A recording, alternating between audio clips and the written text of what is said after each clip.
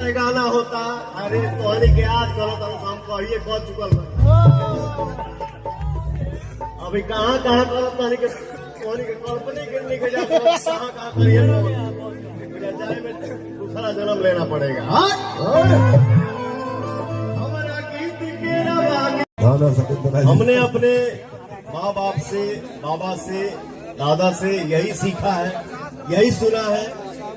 बाबू आप लोगों के भी हम बता दी, आम जब फल देला ना झुक जाता है। क्या बात है, मजा आ गया।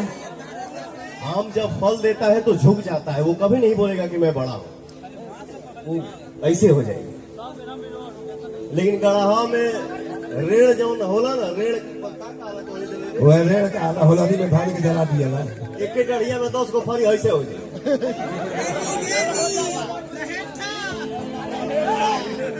तो मैं आप